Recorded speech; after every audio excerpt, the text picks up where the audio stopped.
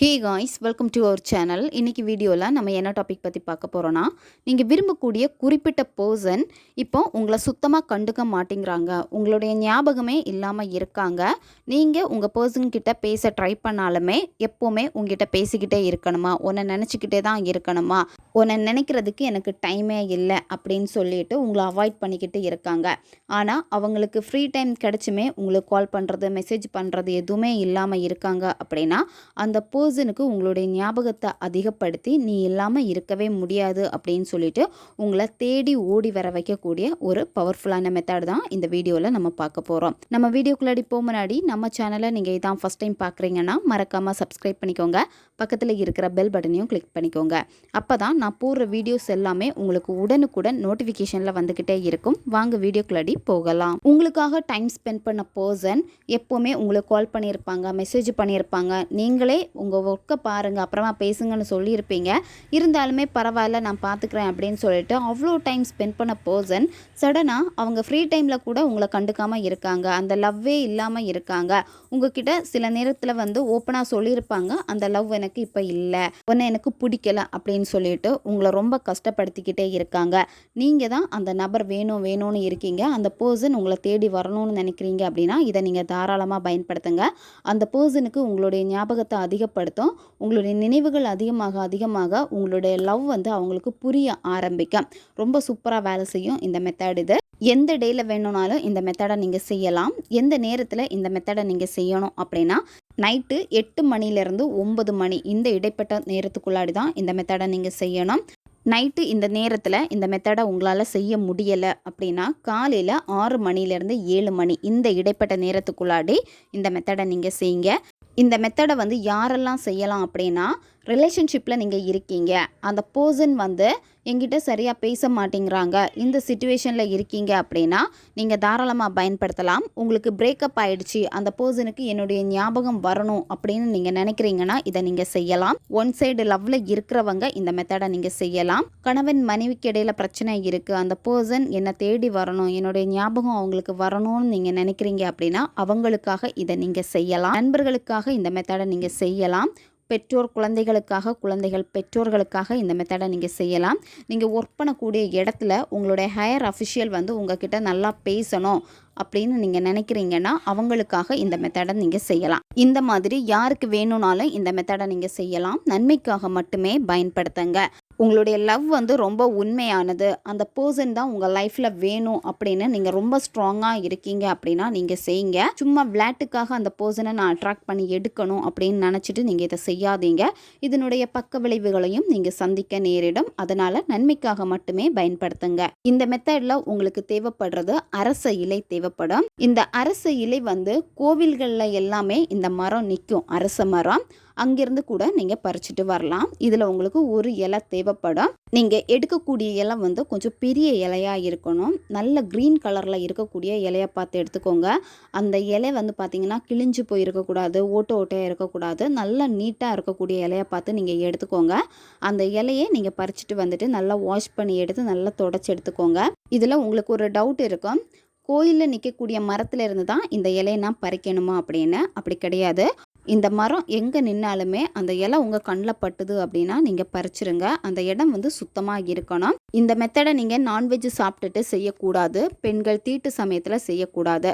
இப்போ நீங்கள் காலையில் இந்த மெத்தடை செய்கிறீங்க அப்படின்னா வெறும் வயிற்றுல தான் இந்த மெத்தடை நீங்கள் செய்யணும். இப்போ நீங்கள் நைட்டு செய்கிறீங்க 8 மணிலேருந்து 9 மணி இந்த இடைப்பட்ட நேரத்தில் நீங்கள் செய்கிறீங்க அப்படின்னா சாப்பிட்டுட்டு இந்த மெத்தடை நீங்கள் செய்யக்கூடாது.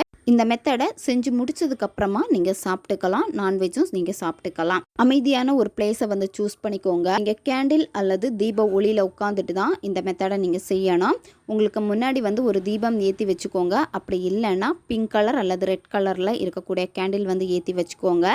அமைதியாக உட்காந்துக்கோங்க. முதல்ல நீங்கள் என்ன பண்ணணும் அப்படின்னா, உங்களை நீங்கள் ஒருநிலைப்படுத்தணும். உங்களுடைய மனதை, மூச்சை வந்து கவனிங்க. ஒரு 10லேருந்து 15 வாட்டி மெதுவாக மூச்சை ஆழமாக உள்ளே இழுத்துட்டு வாய் வழியாக மூச்சை வெளியே விடுங்க.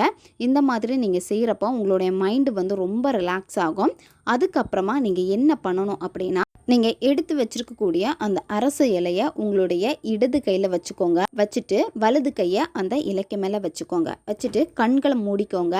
மூடிட்டு உங்களுடைய பர்சனை நினச்சிக்கோங்க. உங்கள் பர்சன் கூட இருந்த நல்ல நல்ல நிகழ்வுகளை நினச்சி பாருங்கள். அந்த பர்சன் இப்போவும் வந்து உங்களை லவ் பண்ணுறாங்க, உங்களை நினைக்கிறாங்க, உங்களுக்கான டைம் வந்து ஸ்பெண்ட் பண்ணுறாங்க, உங்கள் கூட ரொம்ப சந்தோஷமான ஒரு வாழ்க்கையை வாழ்கிறாங்க. இப்போ நீங்கள் அந்த பர்சன் கூட எப்படிப்பட்ட ஒரு ஹாப்பியான லைஃப்பை நீங்கள் வாழணும்னு நினச்சிருக்கீங்களோ அந்த லைஃப்பை இப்போ நீங்கள் வாழ்ந்துட்டு இருக்கீங்க. அதை நீங்கள் விஷுவலைசேஷன் பண்ணுங்கள். அதை நீங்கள் விஷுவல் பண்ணுறப்பவே அவ்வளோ சந்தோஷம் உங்களுக்கு வரும். அந்த உணர்வு நிலைகள் எல்லாத்தையுமே வந்து நீங்கள் மனப்பூர்வமாக வெளிப்படுத்துங்க. அந்த சந்தோஷமான ஒரு உணர்வு நிலையை நீங்கள் கொண்டு வந்துட்டு இப்போ உங்களுக்கு வீடியோ ஸ்க்ரீன்லேயே வரும், பார்த்துக்கோங்க. இதை நீங்கள் எடுத்து வச்சுருக்கக்கூடிய அந்த இலையில வந்து நீங்கள் வரையணும். ஃபஸ்ட்டு உங்கள் பார்ட்னருடைய பேர் வந்து எழுதிக்கோங்க.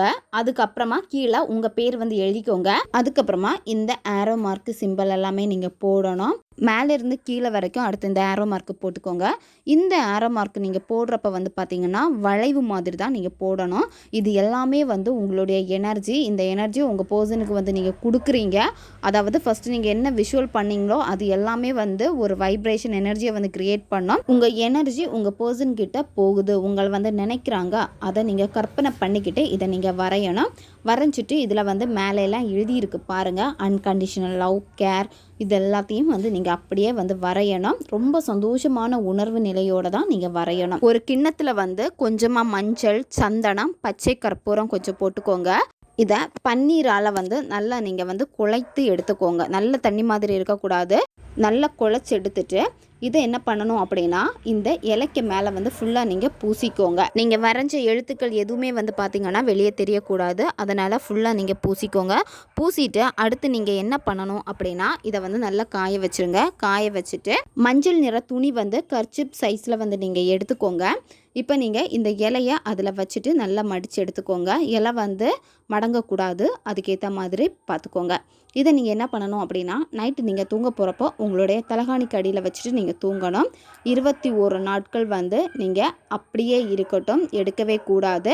இப்போ இந்த தலகாணியை வந்து வேறு யாராவது யூஸ் பண்ணுறாங்க அப்படி இருந்துச்சு அப்படின்னா நைட்டு நீங்கள் தூங்குறப்போ இதை உங்கள் தலகாணிக்கு அடியில் வச்சுட்டு காலையில் எந்திரிச்சதுமே ஏதாச்சும் ஒரு பாக்ஸ்லேயோ இல்லை ஏதாச்சும் ஒரு புக்ஸ்லேயோ நீங்கள் வச்சுக்கோங்க. தூங்க போகிறப்போ உங்களுடைய தலகாணிக்கு அடியில் இதை நீங்கள் வச்சுட்டு தூங்குங்க.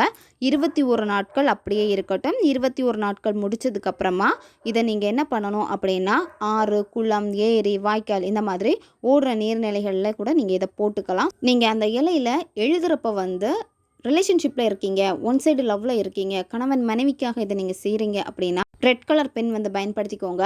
நண்பர்களுக்காக நீங்கள் செய்கிறீங்க, பிற தேவைகளுக்காக நீங்கள் செய்கிறீங்க அப்படின்னா ப்ளூ கலர் பென் வந்து பயன்படுத்திக்கோங்க. இதில் உங்களுக்கு டவுட் இருக்கும், நீர்நிலை இல்லைன்னா இதை நான் என்ன பண்ணுறது அப்படின்னு சொல்லிட்டு நீங்கள் சுத்தமான ஒரு பிளேஸில் வந்து இதை கொண்டு போய் போட்டுருங்க. கால் மீதி படாத ஒரு இடத்துல தான் நீங்கள் இதை போடணும். இப்போ நீங்கள் செடி வளர்த்திட்டு இருக்கீங்க அப்படின்னா அந்த பூந்தொட்டியிலே நீங்கள் வந்து மண்ணில் புதைச்சி நீங்கள் வச்சிடலாம். ரொம்பவும் பவர்ஃபுல்லான ஒரு மெத்தட் இது. தேவைப்படுறவங்க பயன்படுத்தி பாருங்கள். ஓகே காய்ஸ், நம்ம சேனல் உங்களுக்கு பிடிச்சிருக்குன்னா மறக்காமல் சப்ஸ்கிரைப் பண்ணிக்கோங்க. வீடியோவை தேவைப்படுற உங்கள் ஃப்ரெண்ட்ஸுக்கும் மறக்காமல் ஷேர் பண்ணுங்கள். அவங்களுக்கும் இது உபயோகமாக இருக்கும். இன்னும் நிறைய வீடியோஸ் நம்ம சேனலில் அப்லோட் ஆகிட்டே இருக்கும். பக்கத்தில் இருக்க பெல் பட்டனையும் மறக்காமல் ப்ரெஸ் பண்ணி வச்சுக்கோங்க. அப்போ தான் நான் போடுற வீடியோஸ் எல்லாமே உடனுக்குடன் உங்களுக்கு நோட்டிஃபிகேஷனில் வந்துக்கிட்டே இருக்கும். அடுத்த வீடியோவில் சந்திக்கலாம். நன்றி.